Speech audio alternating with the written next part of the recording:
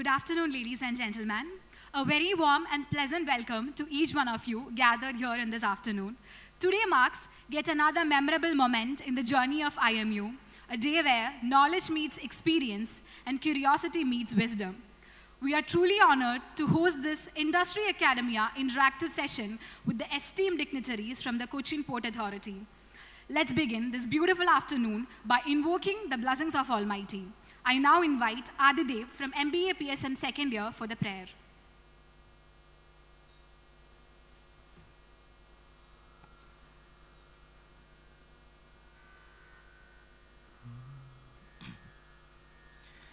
പച്ചൈ മാമലൈ പോൽ നീ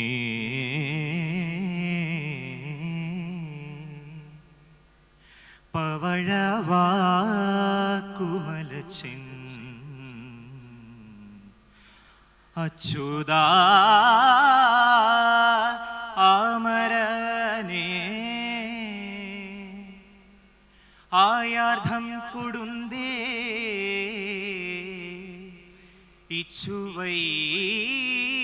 ഇച്ഛുവൈർഖ്യവില യാർപ്പോ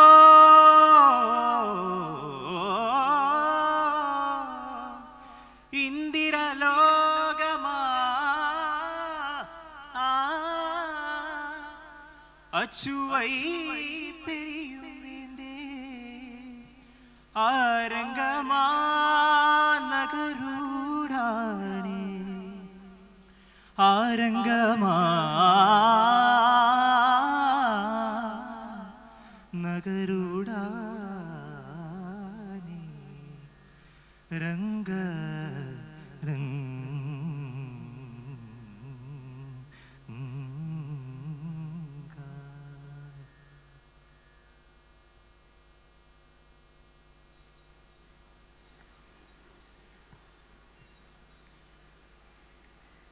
Light symbolizes knowledge, wisdom, and dispelling of darkness. To mark the auspicious beginning of today's event, let us illuminate the lamp of learning and harmony. I kindly invite our respected dignitaries, Director Sir, and both of our HODs for the lamp lighting ceremony. Please.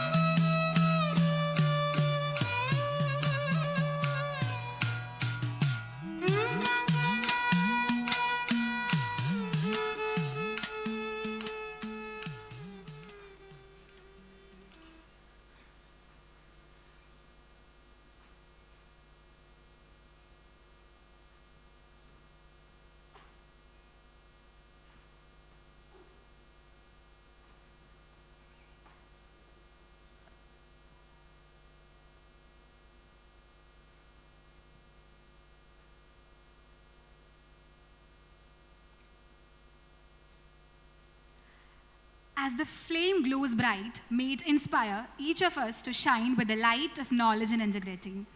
Every great event begins with a warm welcome. To formally welcome our dignitaries and guests, I invite the Head School of Maritime Management, Professor Dr. M. Rajeshwari Ma'am, to deliver the welcome address.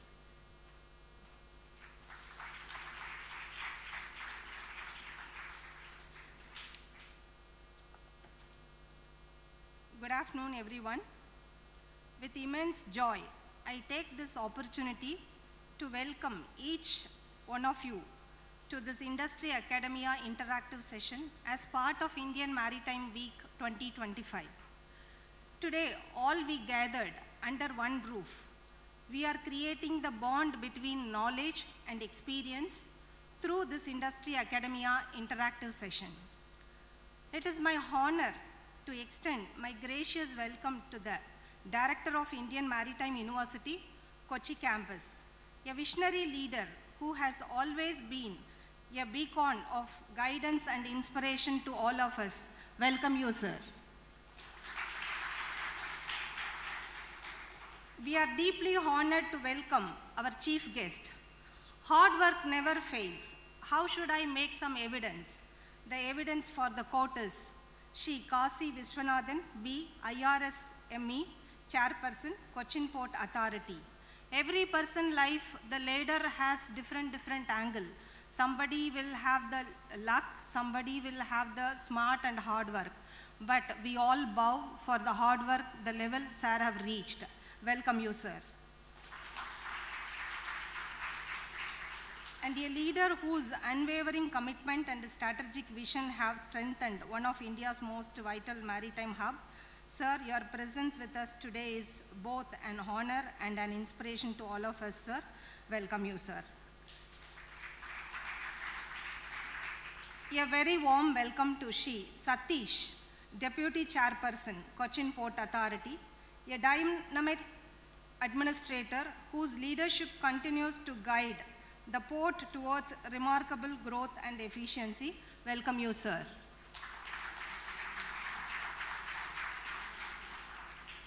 A heartfelt welcome to Shri Himanshu Shekhar, Traffic Manager, Cochin Port Authority.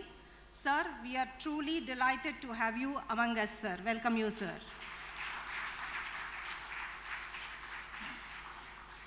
I extend my welcome to Captain Francis, Harbour Master, Cochin Port Authority. Sir, happy to welcome you. Welcome, sir. A warm welcome also to Shri Satish R, Senior Deputy Secretary. Well, sorry, sir is on absence, we are welcoming. I extend gracious welcome to Shri Rajiv CP, Senior Welfare Officer, Cochin Port Authority. Welcome you, sir. And sir is the one who is coordinating since last 2 days for doing this event. I extend a warm welcome to Captain Sujit Kumar Patak, sir, School of Nautical Science. A sincere welcome to all the faculty members from School of Maritime Management and School of Nautical Science and all the admin staff doing the back-end work, the event to happen. I warmly welcome the heartbeat of this campus, our vibrant, ever energetic, that is our beloved students, and the student volunteers. Welcome you all. Once again, on behalf of the entire IMU Kochi family, I extend my heartfelt welcome to one and all present here. Thank you all.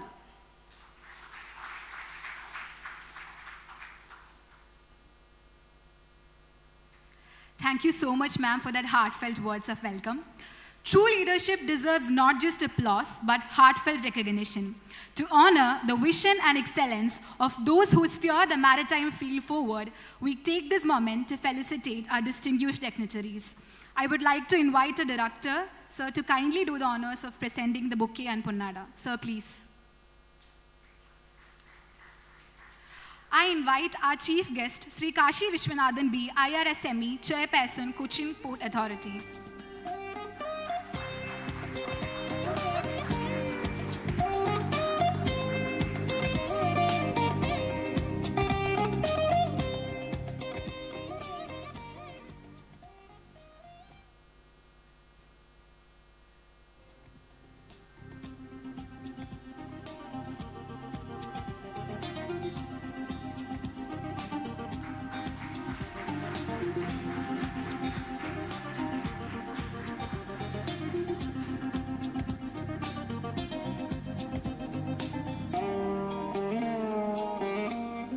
Thank you, sir, for doing the honors.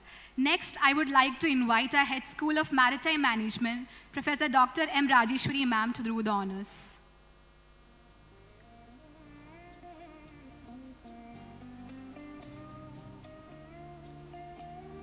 I would like to invite Sri Satish Hunkate, Deputy Chairperson, Cochin Port Authority. Sir, please.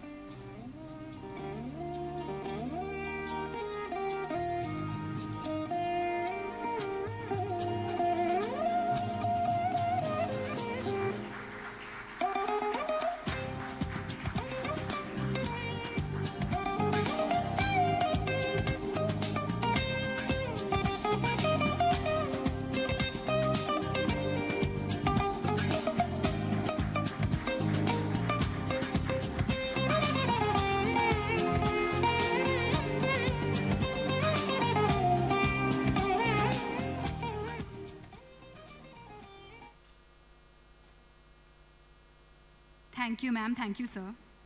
Every university stands tall because of the people who lead it. Next, to share the vision and purpose behind today's interaction, we are privileged to have with us the guiding force of campus. I would like to invite, with great respect, our respected director, retired Rear Admiral Satyanarayan Almanda, sir, for the opening address. Sir, please.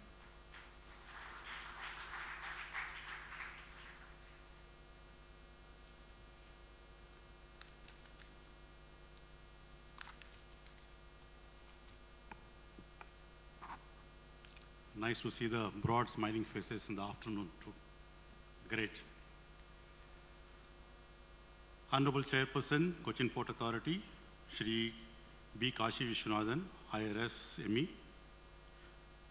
Shri Satish Honakade, Deputy Chairperson, esteemed senior dignitaries from Cochin Port Authority, heads of department of IMU, esteemed faculty members, my dear students, ladies and gentlemen. A very good afternoon to one and all. At the outset, let me take this opportunity to once again extend a warm welcome to the Chairman, Cochin Port Authority, and all the dignitaries to Indian Maritime University, Kochi campus, and to this precursor event, the much awaited India Maritime 2025, a flagship initiative of the Ministry of Ports, Shipping and Waterways, which is scheduled to be held in Mumbai from 27th to 31st October, where India is not just hosting the event, but shaping the ocean economy of tomorrow. It is going to be the world's largest maritime event, bringing together global stakeholders to explore investment opportunities, foster partnerships, and shape the future of our maritime sector as a whole. I'm sure that you will hear more about this from the next speakers too. Today, in today's event, a joint endeavor by IMU and Cochin Port Authority, we are discussing about the industry-academia interaction as core theme. The very fact that Indian Maritime University Kochi campus is housed on the land leased from the Cochin Port Authority is a physical testament to our shared commitment and interwoven future. This session at IMU is a shining example of the core theme, industry-academia interaction. I'm extremely happy to have our landowner and the custodian with us today on this very special occasion. Dear friends, as you are aware, the maritime sector in India is experiencing a profound transformation driven by the government's ambitious flagship programs, Maritime India Vision 2030 and a comprehensive Maritime Amrit Kal Vision 2047 under the leadership of our Prime Minister Shri Narendra Modi. These visions are not just the documents, they are a strategic roadmap to position India as a global maritime superpower, focusing on port modernization, coastal shipping, shipbuilding and ship repair, cruise tourism, inland waterways, increasing seafarers' footprint, green initiatives, skill development, and technological innovation, to name a few. Indeed, with the investments to the tune of over 5 lakh crores rupees in this maritime sector, more than 20 lakh jobs are likely to be generated by the year 2030, which is not too far from us now, providing a huge opportunity in varied subsectors, particularly for this young generation. So you need to identify your area of interest, upskill yourself with the continuous learning, which is the key mantra to the success. To achieve these monumental goals, becoming a top 5 shipbuilding nation by 2047, achieving carbon neutrality in our ports, and boosting the blue economy and contribute significantly to our GDP requires an unprecedented level of collaboration among all the stakeholders. The challenge of tomorrow, whether they are in decarbonization, digitization, or supply chain management, demand solutions that bridge the gap between the theoretical knowledge and practical application. Towards this, I convey my special gratitude to the Honorable Chairperson of Cochin Port Authority. Sir, we are deeply honored and thank to you for sparing your valuable time from your busy schedule and being with us today to share your thoughts. Your presence is not only an honor, but also a source of great inspiration. Your insights, stemming from the years of experience at the helm of the pivotal maritime hub, will be invaluable to our young students. Your interaction with them today will provide a practical perspective that textbooks cannot replicate, bridging the gap between the aspirations and the realities of the professional world. We are eagerly anticipate hearing your ideas and vision for the future of this maritime sector. I urge all the students to feel free and engage actively during the interactions with the chairman and utilize this unique opportunity you got. With this, I once again thank everyone for your active participation and looking forward for an enriching session ahead. Thank you. Jai Hind, Shaino Varana.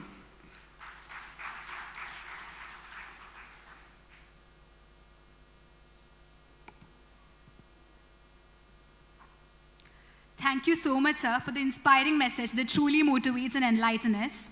Now, we move on to the much-awaited sessions that we all are being eagerly waiting for. We are delighted to have with us Sri Himanshu Shekhar, sir, Traffic Manager, Cochin Port Authority, who will be sharing us some valuable insights.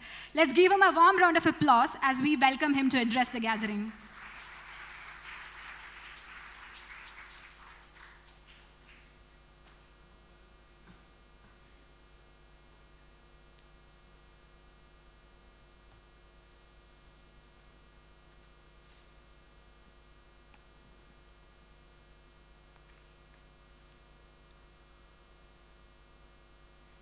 We have the presentation ready? Yeah.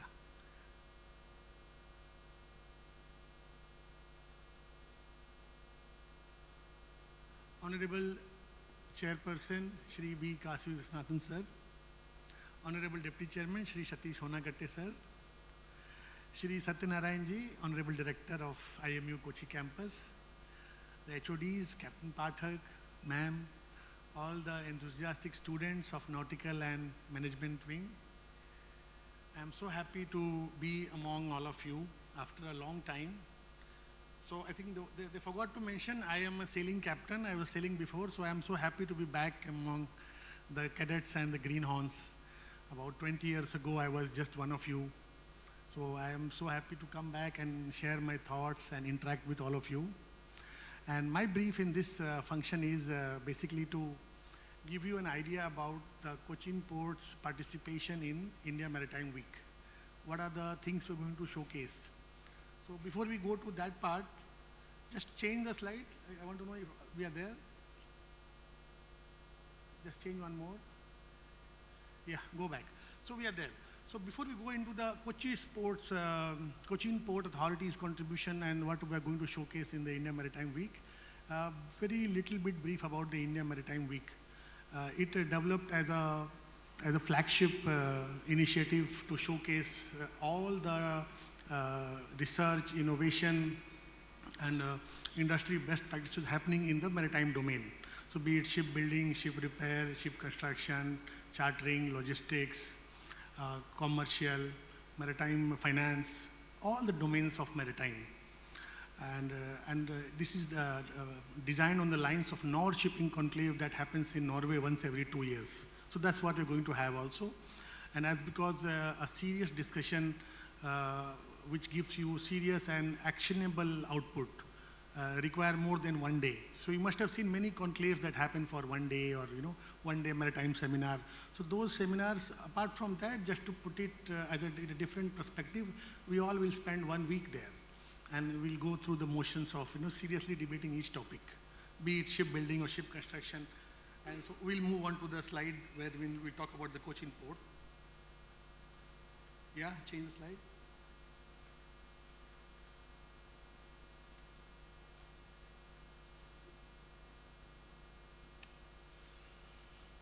No, I think you give me the changer. I need the changer.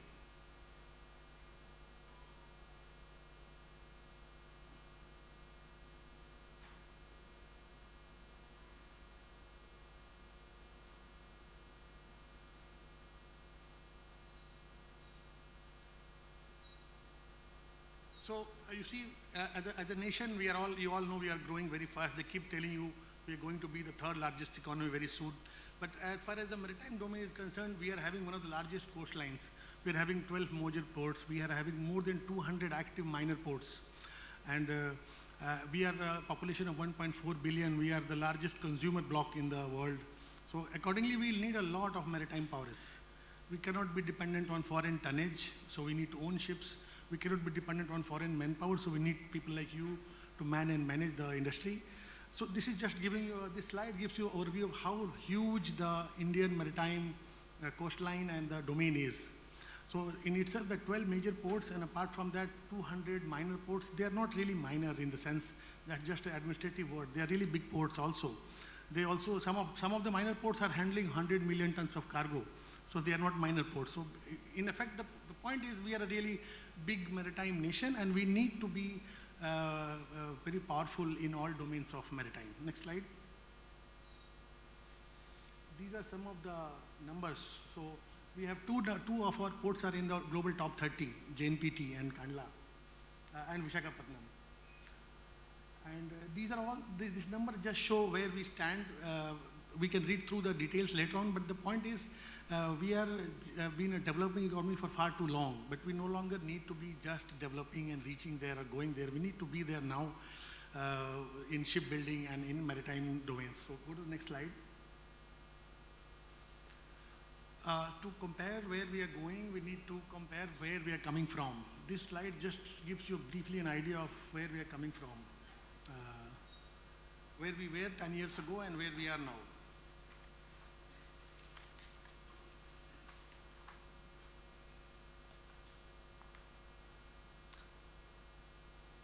So our installed capacity has gone to 1,680 million metric tons from about half of that 10 years ago. And the number of seafarers is an interesting figure. I think you will like that.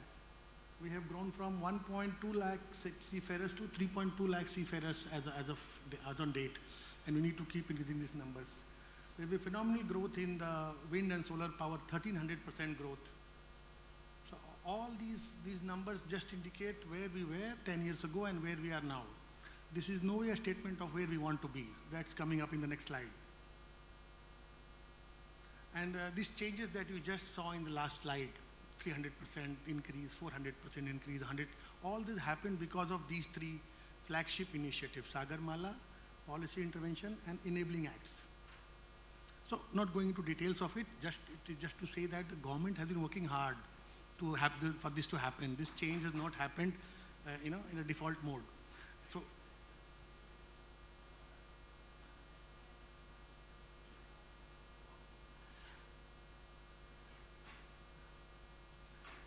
So what I was saying is, in all domains that growth has happened, it has happened by these three main initiatives: the government, the ministry, the industry, all of them working as a whole. The whole of a government approach is there. So whether policy is required, we're changing the policy. Where finance is required, we're providing support by grants. And now We have a dedicated maritime financer. We will talk about it later. So this is what has been happening for the growth that has happened so far. Next slide. And this is what we want to become. So we want to increase our port capacity had doubled in the last 10 years. Within the next 23 or 24 odd years remaining to Amrit Kal. I hope you all know what Amrit Kal is. 2047 is the year when we want to achieve the Amrit Kal visions. So in the remaining 23 years, we need to quadruple our port capacity. We need to become a hydrogen fuel hub. So you probably don't know, just like liquid crude oil is being traded nowadays, crude oil is liquid gold, they call it. In the coming days and time, our aim is to make sure hydrogen becomes the liquid gold. And we own that supply chain. We produce and transport, and we are on top of that supply chain. So as a result, what will happen, we'll become like this oil-rich nations. Once the energy changes to hydrogen and we own the supply chain, then we will be as powerful and as rich as the petroleum producing nations. And of course, cruise is a growing industry. Tomorrow, I think some of you will be lucky enough to visit our port. Cruise ship is calling. So cruise is a leisure industry. It's not logistic per se. But as the population of India grows and becomes richer and richer, and we have more and more middle class, the population is aspirational. So all of us want to have this service, and as a result of that, we'll not only be producing the ships and producing the manpower to man those ships, we'll also be producing population who will pay money and board those ships. So the consumers will also be from India. That's why that's mentioned there. And the inland waterways having a modal share of less than 4% as of now. The total goods that are moved in the country from the location of production to the export destination, I think less than 4% is traveling by inland waterways. So in order to grow, the developed economies like USA, they about 12% is on inland waterways. Why? Because it's cheap and it's environment friendly. China also is about 7% of their transportation is done by inland waterways. So we have to grow that as well. Along with that, the global ship recycling and shipbuilding. So we are focusing in a big way in shipbuilding. You need to be aware of that. When I was your age, Cochin shipyard took 5 years to build a ship. And that ship hull got rusted by the time it was delivered. Rust was visible on top of it. And Korea builds ships every 6 months. So when I was sailing in, when I left SCI and joined a foreign company, we were taking a delivery of a new ship every 6 months. And ship is well built, well designed. It functions for 20 years, good enough. We are still not there. I think Cochin shipyard is still not there, but then you will get some great news. In the coming years, we will be there. We'll start building faster ships. At the same time, we need to be recycling, ship recycling, sustainable ship recycling. Next slide. Has to also take off in India. We have to be sustainable when we recycle the ships. We have to dispose the materials, asbestos, oil, any harmful substance in a responsible manner. This is what I was talking about. So the Maritime India Summit, the way it started, it was a one-day event, then it grew to a 2.5-day event. In fact, the last one we called it Global Maritime India Summit. And in this particular Maritime Week, we will have a Global Maritime India Summit as a part of that week celebration. So this thing has evolved over a period of time. The last Nord Shipping Conclave happened in, I think, September this year. And India was a partner nation. So we need to sort of up our game now. We cannot be chalta hai, and we cannot be developing for too long now. So that's what the whole push is about. This India Maritime Week, the push is about showcasing India to the world. And the world is coming to India for that week. Just like the world goes to Norway once every 2 years. It is designed that it will become the flagship event of the world. So what we'll do is we will curate the events, we'll call the best industry practitioners, we'll call the best innovators in this industry, the best researchers, and all of them will come and spend time on their domain-specific agenda. They will speak about it. So we are going to make it into a best event. So this is just showing how it has evolved. And the last one was called Global Maritime India Summit. That was in 23. In 25, we are having the Maritime India Week. And I'm sure the next Maritime India Week would be in another 2 years' time. So next slide. This just gives you an idea about 100,000 delegates, physical visitors from around the world are expected there. And there will be more than 500 exhibitors. A lot of MOUs would be signed. I think we are also signing a lot of MOUs. So just go ahead, the next slide. I think we are done. So now I'll leave the floor open for interactive session with the chairman. Thank you all for listening to me patiently. Thank you.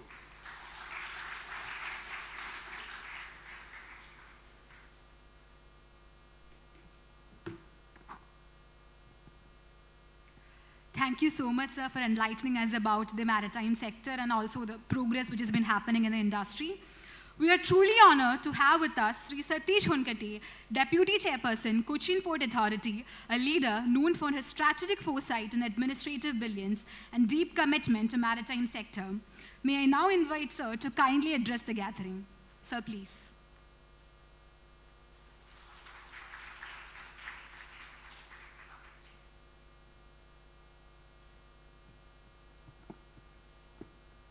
Good afternoon to all of you. Respected Chairman Sir, Sri Satyanarayan Sir, Director, Indian Maritime University Kochi, Madam Rajeshri, Captain Pathak, Captain Himanshu Shekhar, all other dignitaries, and my dear friends. It's a great pleasure for me to be here on this occasion. The industry and academic interaction between the IMU and Cochin Port officials. I started my career in Merchant Navy. He is from the deck side. Captain Himanshu Shekhar is from deck side. I am from the engine side. I am basically marine engineer. So I have sailed on the ship as chief engineer, and I have gone through all the hardships, and I know what is the struggle on board the ship. But there are many opportunities as a marine, with a marine background, you've got a lot of opportunities. So I left shipping, then I joined the port sector. Both are on different sides of the coin. On board the ships, all of you know that we have to physically work there. But once you join the port sector, it's more on the administrative side. So opportunities are there. The main purpose of this in Indian Maritime Week is that all the sectors coming under Ministry of Port, Shipping and Waterways, we are covering all the sectors. Shipping sector, port sector, waterways, ship repair, ship construction, everything is being covered in this. So that the whole world will know what is India. Currently, port sector is handling around 2,762 million metric tons per annum. But the vision of the government is we should reach at least 8,000 million metric tons by 2047. It's a very tough task, but we can achieve it. If you see the percentages, what is given in the presentation by Captain Himanshu Shekhar, we're growing at a rate of some 50%, even 110% also, growth rate is there. So it is achievable, and that is achievable only with the support of this young generation. We can just start the process, you have to continue, and make sure that India will grow to great heights. Thank you.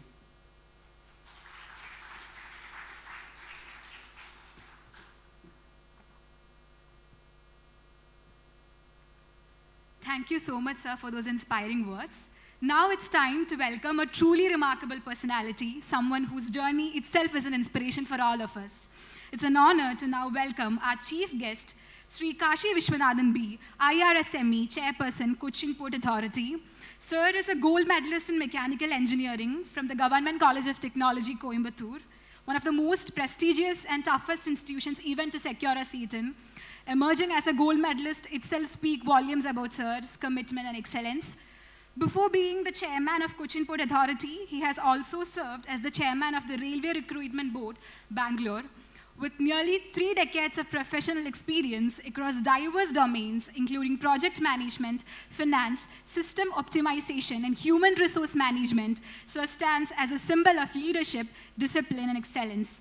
Let's put our hands together and give a big round of applause as we warmly welcome our chief guest, Mr. Kashi Vishwanathan, Sir, Chairman of the Cochin Port.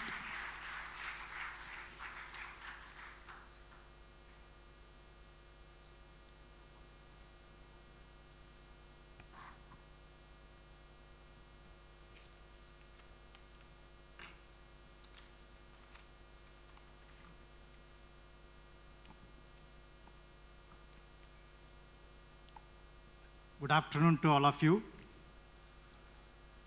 Okay. Sri Satyanarayana, Director, IMU. Sri Satish, Deputy Chairman, Cochin Port. Himanshu, Captain Pathak, Captain Francis, Dr. Rajeshwari, Warm greetings to and my dear students and faculties. A warm greetings from my side on personal behalf and on behalf of Cochin Port Authority. As I stand here, certain things have been told about me in my personal capacity and certain things about my professional capacity. I always start, especially any address to the students, even though many of you are young and energetic, maybe quite old enough to be a leader by yourself, but still I feel honored to acknowledge Mata, Pita, Guru, Devam. I stand here because of my parents who have sacrificed their life for me. I stand here because of the blessings from the elders and Almighty. So the position that we have is the culmination of the blessings and perseverance and passion. So when we have all the three, every one of us can reach whatever we dream of. So with this context, let me acknowledge the introductions given by my predecessors, like Himanshu has given the very detailed brief about the IMW.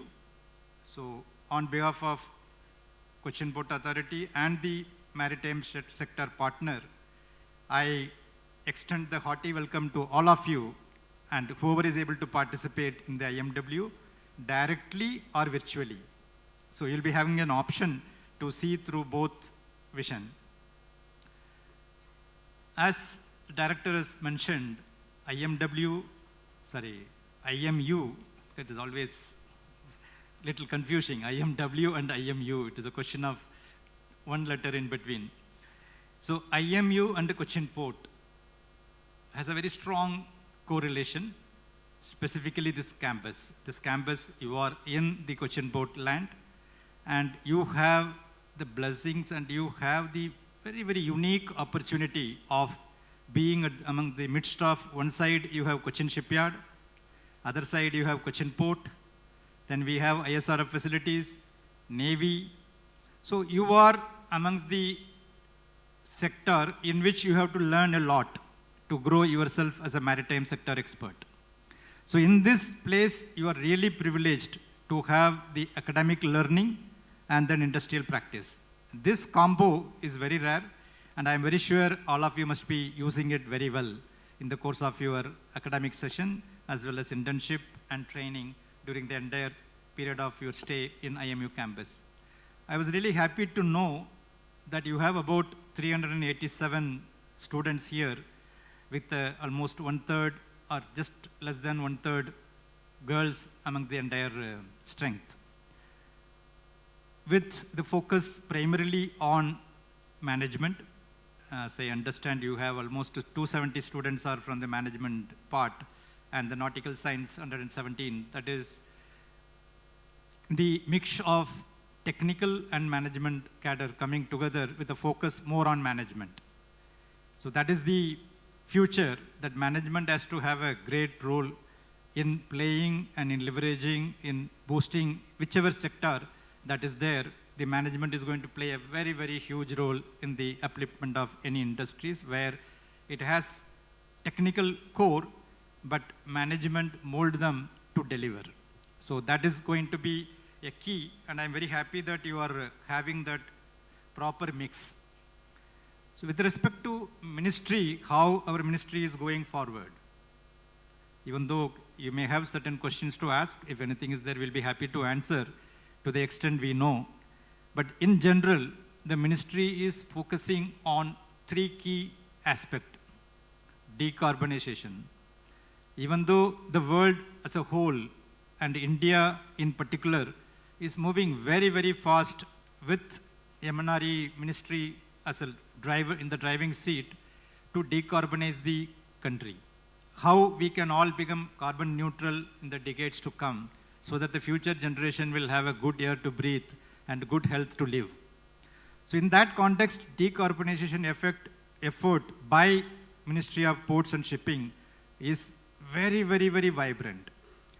So even though the MNRE has given the target of achieving 5 million tons of green hydrogen production in the country, but our Ministry of Ports, in Ministry of Sports, I'll say specifically ports itself, will be generating about 10 million tons of green hydrogen by 2030 or 2032 latest. That is a drive, that is a boost the government is giving in decarbonization effort. 3 ports are leading from the front: Kandla, Tuticorin, and Paradip Port. These 3 together are going to be the torchbearer of decarbonization in the country. Next is the digitalization. So the port sector as a whole has to be completely digital. We need to go into the smart port system by digitalizing and automating. Once we are able to digitalize and automate with all the technology that we have in the country, then our ports will become smart port, and then whatever the operation and management that we do in the port system, everything will become smart. When things become smart, the output become very, very fast. The ship turnaround will be fast, evacuation will be fast, and the customer, whether it is an exporter or importer, they'll be able to receive or send the goods within that limited time, which gains what you call profit for the concerned organization who are dealing with it. So decarbonization, digitalization, and automation to make Indian port sector as a smart port system is the key word with which the ministry is working on. Over and above that, as Himanshu has mentioned and reiterated by our Deputy Chairman Satish, that capacity accommodation. Currently we have about 2,600 or 2,700 million metric ton of capacity. Out of that, we have last year done around 1,600 and odd. But including private sector together, the government is aiming big to have the capacity of 10,000 million ton capacity by 2047. And I am very sure with the push the government is giving, and specifically Prime Minister is giving a lot of importance to Ministry of Ports and Shipping in the last 5 years. And in the current term of the government has huge impetus to make India as a real maritime powerhouse. That is the spirit with which our ministry is working. That is the support Prime Minister is giving and the entire government of India is focusing on. So we have the government support to perform and to flourish in port sector and also in the shipping field. Shipping today, we are absolutely negligible in terms of ship manufacturing. Yesterday, I was in a panel discussion in which it was mentioned about 74% of the world's shipbuilding happens in China. And we are less than 0.1%. We are almost negligible in the arena of shipbuilding.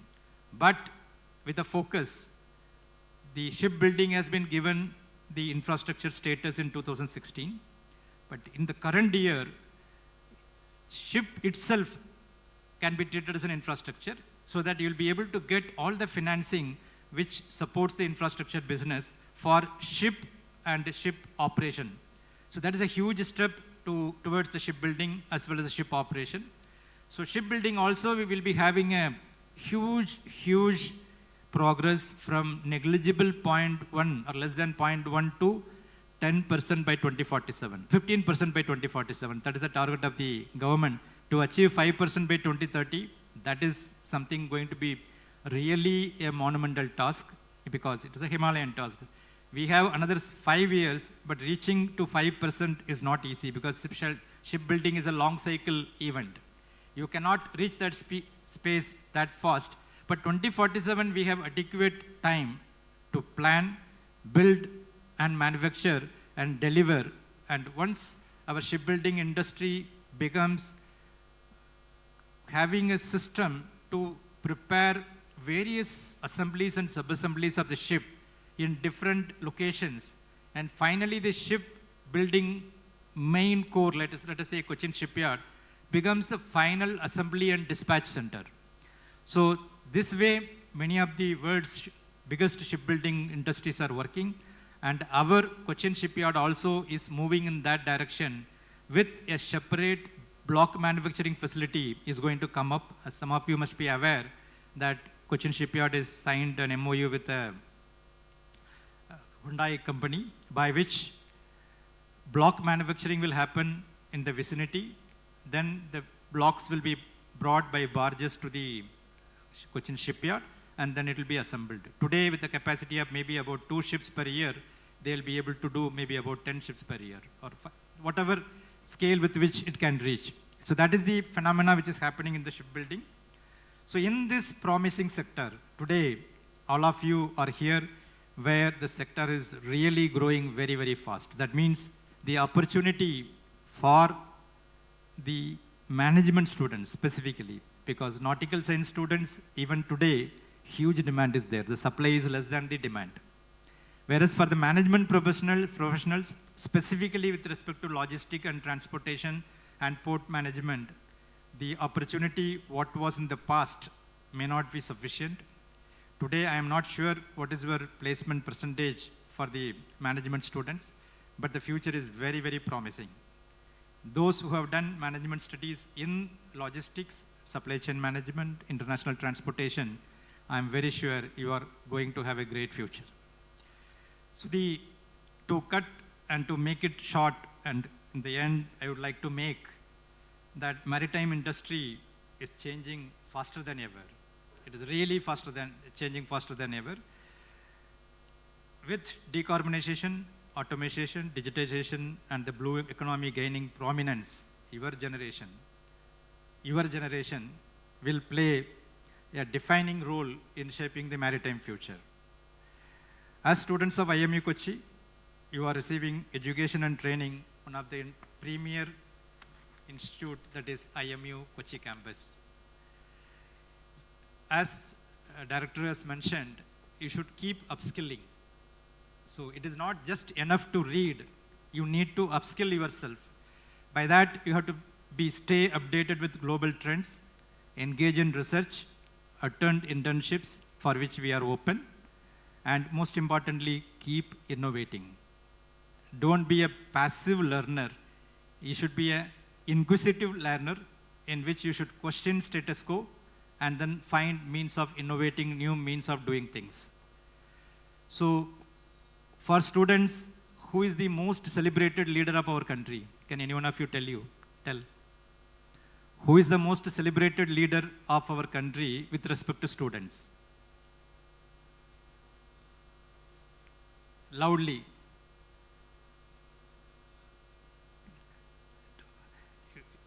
I think you are all becoming, I am hearing, but the voice is not that energizing as you are supposed to be.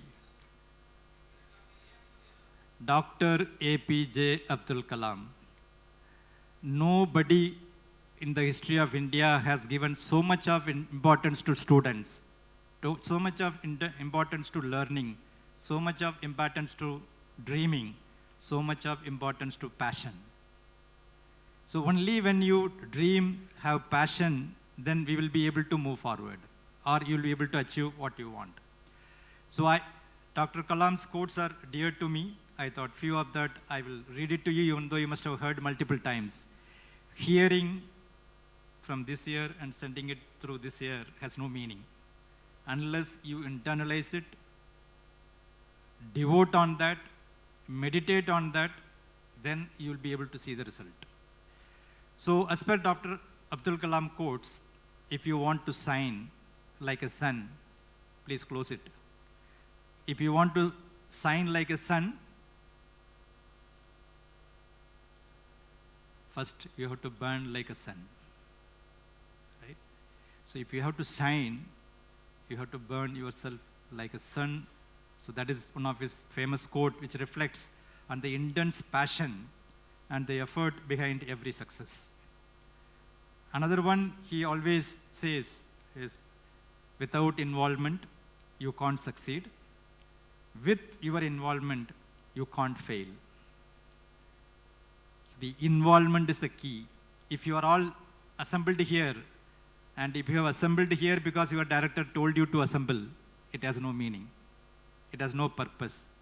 Then this 1.5 hours that you are spending here is the past. So involvement is the key. So if you involve in anything you do, then success is surely to come. which he mentions in every student forum is dream. Dream, dream, dream. Dreams transform into thoughts, and thoughts result in action. So you have to dream, you have to transform that dreams into thoughts, and the thoughts have to be transformed into action. Only when you act, you will achieve.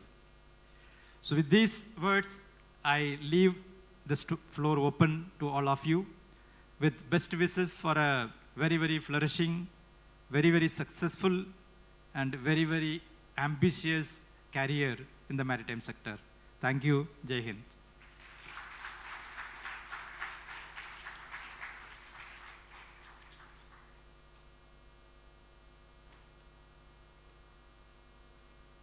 Thank you so much, sir, for those valuable words and insights that sir has shared. Like sir said, we all should have that burning desire to learn, grow, and flourish.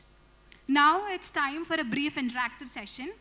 It's our chance to learn, ask, and connect directly with our experienced professionals.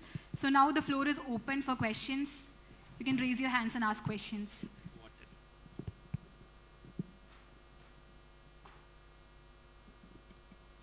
I know most of you guys will be having so much questions buzzing in your head. Don't hesitate, please ask. It's a perfect time to ask questions.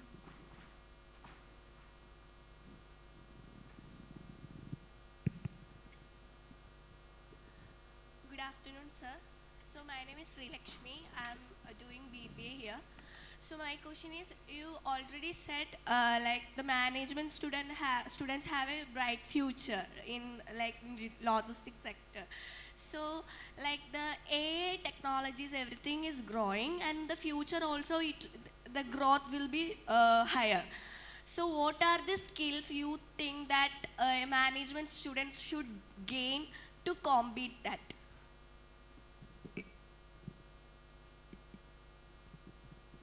Very interesting question which comes in every,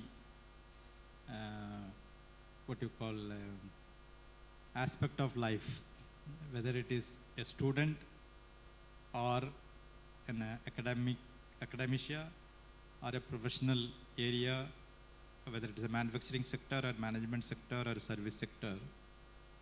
AI is there to stay, there is no doubt.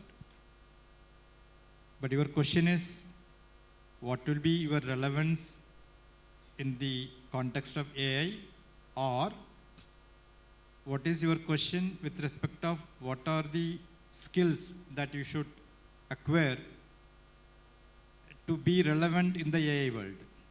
Skills that management students have to. So I can only say, which almost in every forum you will be getting the answer, like AI cannot replace the instant thinking and instant action. If suppose a scenario is there in front of you, then you have to take a decision at that point of time. You will not be able to go and ask the AI or a ChatGPT, okay, this is the scenario I am having, how do I solve? You have to take the decision at that point of time, then and there.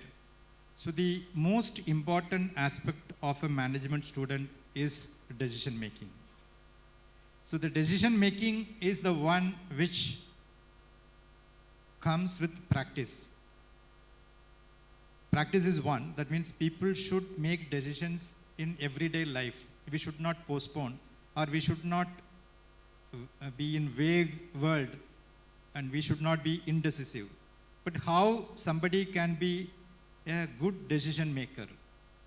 Today, if we see, let us say, Tesla, or if we say, let us say, even though I may not like to take the example, some of the leading industrialists in our country, what makes them the different?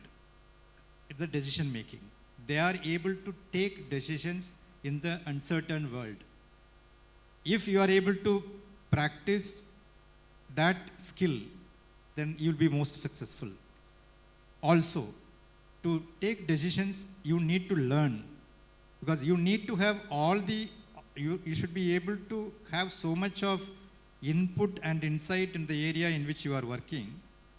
then you will be able to weigh the pros and cons of various variables that is coming in front of you, and then you'll be able to take the decision. So this needs deep insight, deep learning, and practicing decision making, which will make you relevant in the field of AI. Thank you, sir.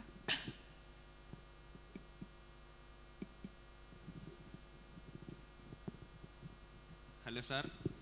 Good afternoon. My name is Fadil. I'm also a BBA student. Sir, I would like to know what are the job opportunities that a BBA graduate will have in the port sector? The question does not require an answer from me. The world is yours, right?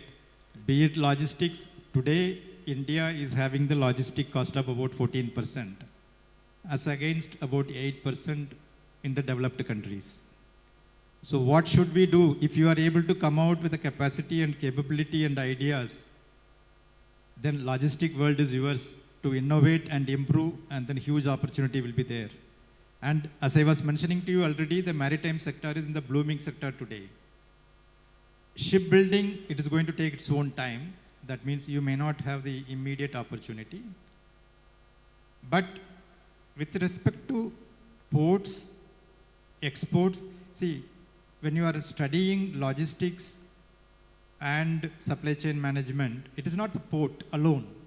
You are not graduating for working only in port.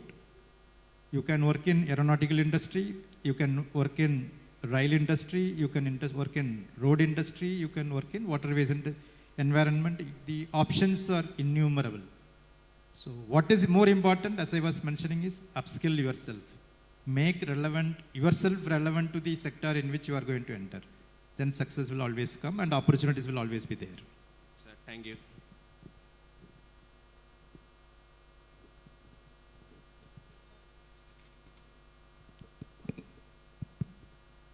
Good afternoon, sir. My name is Samtrit. So, my question is, would there be a collaboration between the newly emerged Vizhinjam Port and the Cochin Port Authority? Like, would you compete or support each other in the trade flow management? Listen. Of course, this question should come from the trade, but good to hear from the student asking this question. The maritime sector, as I was mentioning, and specifically containerization. Vizhinjam Port will be dealing only with containers. So just to give you a minute of relevance, currently they are working as a transshipment port. Okay, so they are primarily focusing themselves to be a transshipment hub of India. And slowly it will become relevant to the world. So today, India's first deep water transshipment hub is Vizhinjam. Many more ports are coming and the competition will grow. But what we should look at, especially you being the management students, what is the rate of containerization which is happening? What is the rate of manufacturing sector increase which is happening? What is the rate of marine products manufacturing happening? How all these sectors are growing? Is it growing at 6%, 7%, 8%, 9%, or 10%? Then in this total manufacturing pie, current containerization rate may be about 5% or so. But this containerization is increasing at a rapid pace. So as new ports are coming up, as new capacities are building up, we will have adequate cargo to handle. So now the question of Vizhinjam and Cochin Port. So Cochin Port today primarily is an EXIM cargo port. So we export, we import through containers from our Vallarpadam terminal. And transshipment last year was about 10%, but this year it will be less than, maybe around 5% we'll be doing because of Vizhinjam. But transshipment, what is the prerequisite for a transshipment? The prerequisite for a transshipment is the cargo, that means main line vessels, which are larger in size and higher draft vessel. I hope management students are aware about the maritime words, about draft and channel and the entire international navigation routes. So one of the key ingredient required for a transshipment boat is the deep water, that means high draft. Today, Cochin Port is having about 14.5 meter draft. Vizhinjam is having 20 meter draft. So they are able to get any mainline vessels. So advantage Vizhinjam with respect to transshipment. With respect to EXIM cargo, as of now, Cochin Port is in advantageous position because we are in the key location where the hinterland is located. There is nothing located near Trivandrum. The manufacturing or any containerization which is happening in and around Trivandrum is negligible. The maximum happens starting from Kollam a bit, Alleppey high, Ernakulam is maximum, and towards north it is increasing. So that way, with regard to gateway cargo, we do not have a fear or a competition as of now, but it will come after 3 years. In the meantime, the cargo will increase significantly. So both the ports will have adequate cargo to handle as per their capacity. We will further complement each other.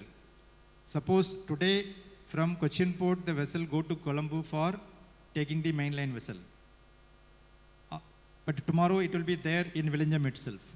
So using the coastal route from Cochin to Trivandrum, we will be able to supplement and complement Vizhinjam Port in carrying out the cargo through cargo export or import. So that way, what we look at in future is both port will have adequate cargo to handle to meet the capacity. B, both will be complementing each other. So that will be the answer.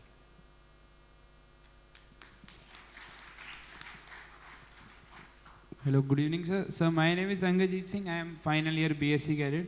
So, sir, my question for you is that, sir, what are the initiatives in the place for the skill development of the new generation for the maritime professionals?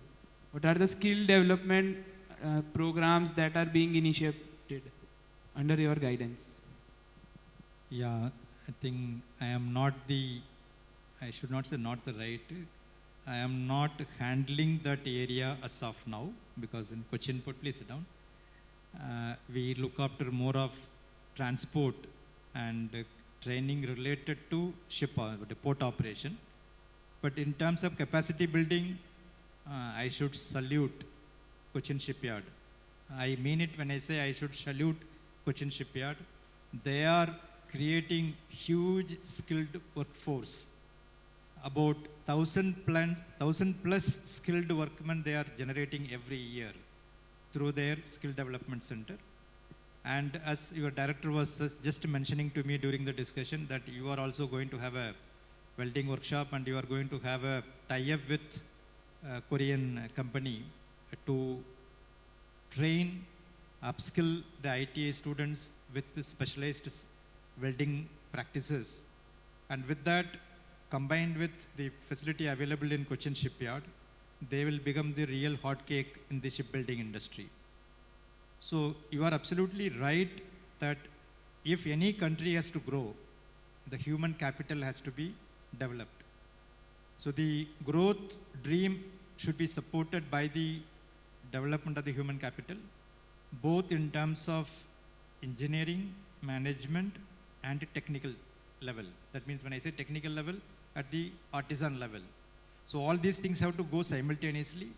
With respect to engineering and management, our country has adequate capacity, but with respect to skilled workforce, especially with respect to shipbuilding industry and marine industry, I think the capacity is still required to be augmented. I am very sure the ministry, along with shipping sector, together will meet this requirement of the future. And Cochin Shipyard also is in the process of developing one more skill development center, which is in the nascent stage as of now, but I am sure it will come up within a year time. Over and above 1,000 they are training. They are planning to train maybe another 1,000 skilled workforce from most probably within the Wellington Island. That work is in progress. Just to add something to what Angad has asked, as for the skill development is concerned, a few minutes back we discussed about various sub-sectors. Right now, all the students present here are taught about the very basic essential curriculum. and each one of you will be absorbed in some odd subsectors, and each sector or subsector needs a little bit of specialization. Suppose you may have the opportunity to go to the cruise shipping, merchant vessel, and you also will have the opportunity going to fishing vessels, which are coming in a very large scale, dredging operations. So all these requirements right now, the Ministry of Skill Development is taking note of it. Right now, I'll say this one, we are not up to the mark. So lots of efforts are being made from the ministry side to ensure that each and every subsector is supplied with adequate qualified personnel. And this is a work in hand now, and I'm sure that in the years to come, we will all get the opportunity and we have a good workforce in hand now. Thank you.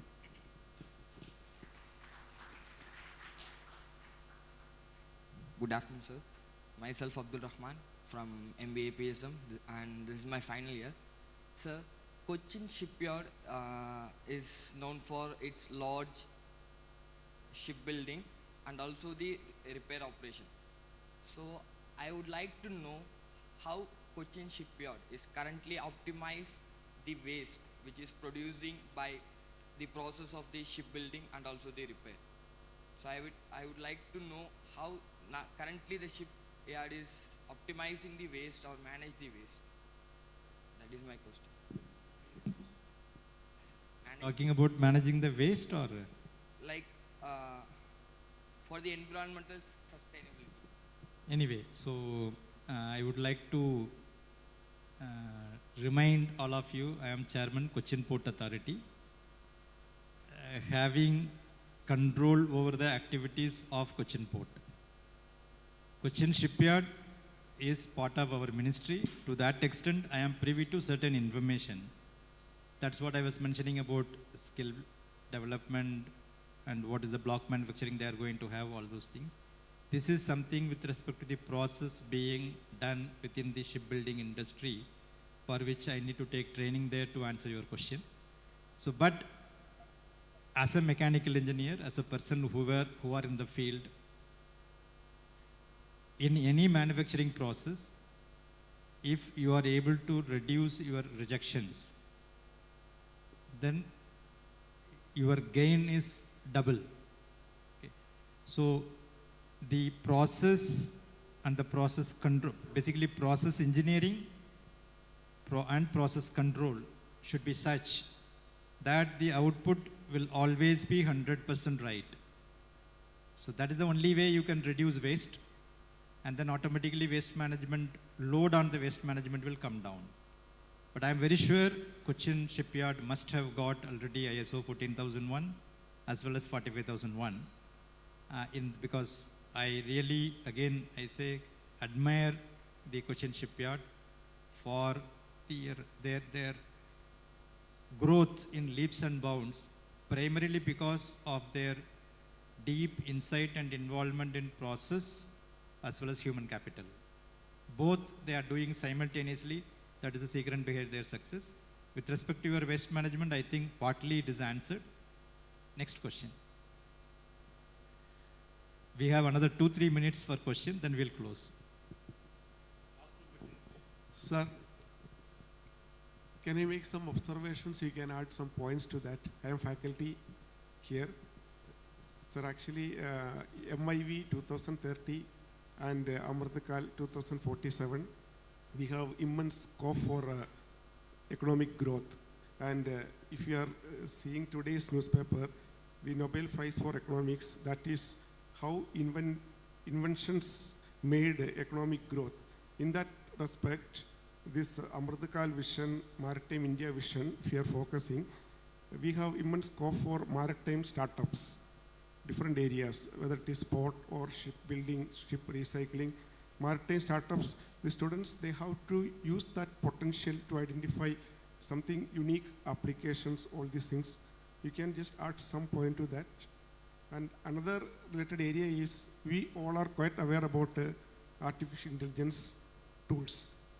Most of the students and we all are quite aware. But the problem is prompting AI tools. We are not giving the right instructions. That's why we have everything, but we do not know how to give prompting right direction to AI tools. Those who are winning in the AI tools, those who are giving the right prompting, that kind of skill should be developed, especially in the maritime domain, that is technical area for real-time tracking and other things in the days to come. You can throw some light, or we can add some points to that. Okay, so with respect to AI, I would like to admit I am not an expert in that area. But with respect to startups, I think you are aware next week we are going to have a hackathon in Chennai, in which various startups are being invited. And next week, or it is next week only it is there. So where large number of ideas have been received from the prospective startups, a lot of problem statements have been given with respect to various areas, whether it is digitalization or port automation or automatic piloting or dredging control or how to maximize the crane output. Name anything in the port operation and shipbuilding and DGLL or DG shipping, all the domains of MOPSW have been covered in that hackathon. So there, whichever startup is able to come out with solutions, they will be given the due support and the seed money to process further or progress further. So with respect to the how to use AI effectively and what are the various actions that we are going to take, right now I am not having that detailed inputs on that subject. So specifically I will not be able to answer that question. Okay, but startups will have, like recently, last week itself, Captain Francis had a discussion with one of the startups. I'm just giving an example of one startup, how they can make a difference. The startup has emerged out of a fisherman community. The person who had educated, I think he's again a marine engineer, right? So then he had a passion, how to make the navigation smarter, as a primarily for the fishermen vessels. Then he developed his own startup, and today he is interacting with our port as to how we can automate the berth allotment, even though various modules are there, but he is coming out with a very, very unique tool to develop this particular aspect. And also navigation, how to aid the navigation. But route optimization. Route optimization comes with the international navigation routes. So that is beyond our scope. It will be in the scope of shipping, plus in the scope of the maybe nautical science, what you call stream. But the startups, I am just giving an example, these startups have the huge potential to transform any routine activity, even a complex activity, into a smart solutions. So one such is what we are doing. Then we are also doing through a startup the entire digitalizing the entire estate of Cochin Port as a digital module. So that is being developed by another startup, and he is also doing in many other ports. So the automation startups, so many startups are being now motivated and supported by our ministry specifically. And Cochin Shipyard has a specific startup promotion, reserve.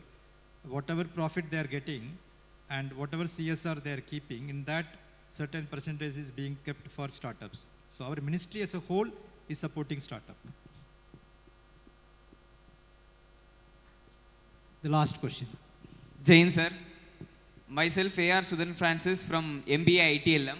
My question is, Cochin Port is one of the major port in Arabian Sea. In your point of view, how India is strengthening in the perspective of global initiative like China's Belt and Road Initiative? China's Belt and Road Initiative, sir. How India is positioning is strengthening its maritime Do you things. have any answer? I think my traffic manager will answer the question. Sure, sir. We have a huge population. We have to protect our maritime trade, maritime sea lanes of trade. So we are also doing investment in all other industries, in all other countries where it's possible to control the logistics of sea. So one step towards that is having our own tonnage, own your own ships. The second step is own your own cargo. So suppose we'll not only consume the cargo, we'll also be producer of the cargo, and then we have strategic assets along the Andaman Nicobar. We're building one. We built Vidinjam. And the Lakshadweep, we are building more naval bases now. You might be aware of that. So these are the military hardware where we'll control our independence.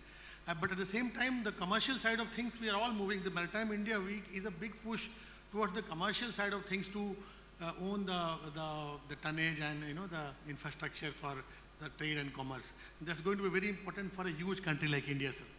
I think we are doing our moves right.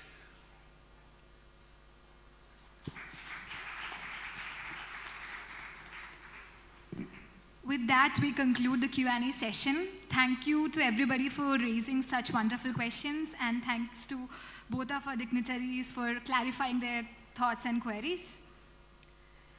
It's time to express our heartfelt gratitude. To do so, I invite Head of School of Nautical Science, Captain Sujit Kumar Pathak sir, for the vote of thanks.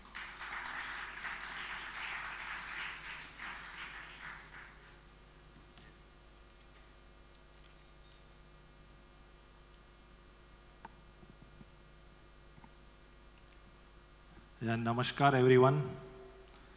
First and foremost, a heartfelt thanks to Sri Kashi Vishwanath B, Chairman Cochin Port Authority, for his insights that motivated us. We are grateful to our Director, Rear Admiral S.L. Armanda sir, for his constant guidance and encouragement. I thank Sri Satish Honakattu sir, Deputy Chairman, for sharing his insights. I thank Sri Himanshu Shekhar sir, Traffic Manager, for enlightening us on the topic of India Maritime Week and where we stand now and what we are planning to achieve. I would also like to thank Sri Francis Valiati sir, Harbour Master, for being a part of this event. I also thank Sri Rajiv CP, Senior Welfare Officer, who very well coordinated with us, and all other dignitaries from Cochin Port Authority. And I thank our HOD ma'am, SMM, Dr. Rajeshwari, and all my dear colleagues. I also thank all my media partners who are taking photos from all the angles. And a special thank to my organizing team, and not the least, but the first, my dear students who raised so many valuable questions. And I think our server also getting stuck. The questions are so difficult. So I think the future is quite bright, and I thank you. And this, what I feel that these small steps, what we are taking, I think what we are having India Maritime Week and all, these small steps will align us all towards the India's vision of 2047, so that we are totally aligned to the goal of 2047, what is there in that vision. And thank you all once again, and wishing you all a grand success for India Maritime Week, which is coming from 27th to 31st of October. And try to enroll, and I think what sir has mentioned, I think it is in the digital mode also, which we were not aware, but so we can enroll in digital mode also. I think various sessions will be there, and we can take the advantage of that also. Thank you, sir, for sparing the time and coming here and visiting. Thank you all who has come from Cochin Port Authority. Thank you all for listening also. Thanks a lot.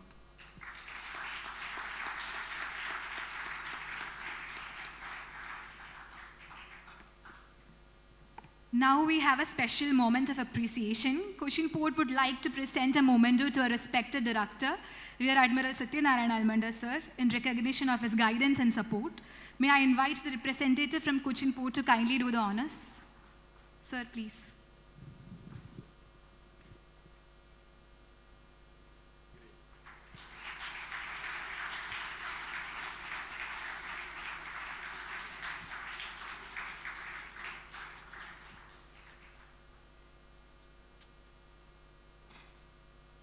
Thank you so much, sir. To conclude this remarkable session, let us all rise for the national anthem.